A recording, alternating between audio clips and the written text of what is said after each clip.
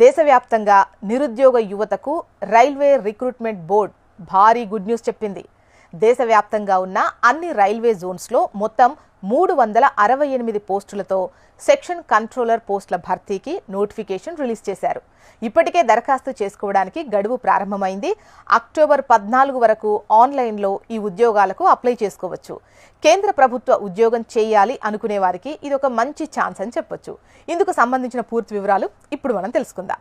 మొత్తం ఖాళీలు వచ్చేసి 368, సెక్షన్ కంట్రోలర్ యూఆర్ 174 పోస్టులు, ఎస్సీ 56, ఎస్టీ 34, ఓబీసీ 80 పోస్టులు, ఈడబ్ల్యూఎస్ 24 పోస్టులు.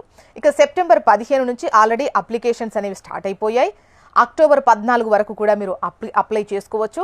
అభ్యర్థులు అధికారిక వెబ్సైట్ ద్వారా మాత్రమే అప్లై చేసుకోవాలి. 20 నుంచి 33 సంవత్సరాల మధ్య ఉండాలి. రిజర్వేషన్ వర్గాలకు వయసు సడలింపు అయితే ఉంది.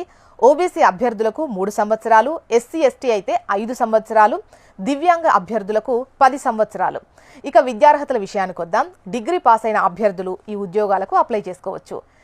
ఇక కంప్యూటర్ బేస్డ్ టెస్ట్ అనేది ఉంటుంది, దాని ద్వారానే ఎంపిక చేస్తారు. సిబిటిలో అర్హత సాధించిన వారికి డాక్యుమెంట్ వెరిఫికేషన్, మెడికల్ టెస్ట్ చేస్తారు. ఫైనల్గా అన్ని అర్హతలు పూర్తి చేసుకున్న వారిని నియమిస్తారు. ఎంపికైన వారికి నెలకు 35,400 వరకు ప్రాథమిక శాలరీ ఉంటుంది. అదనంగా డిఏ, హెచ్ఐఏ, ట్రావెల్ అలవెన్స్లు వంటి సౌకర్యాలు కూడా ఉంటాయి. రైల్వే ఉద్యోగులకు ఉచిత లేదా తక్కువ ధరతో ప్రయాణ సదుపాయం, మెడికల్ ఫెసిలిటీలు కూడా ఉంటాయి. పోస్టు లభించే జోన్స్ వచ్చేసి అహ్మదాబాద్, అజ్మేర్, బెంగళూరు, భోపాల్, భువనేశ్వర్, బిలాస్పూర్, చండీగఢ్, చెన్నై, గువాహటి, జమ్మూ అండ్ కాశ్మీర్, కోల్కతా, ముంబై, ముజఫర్పూర్, పాట్నా, ప్రయాగ్రాజ్, రాంచీ, సికింద్రాబాద్, సిలిగురి, గోరఖ్పూర్, తిరువనంతపురం రీజియన్స్లో పోస్టులు భర్తీ కానున్నాయి.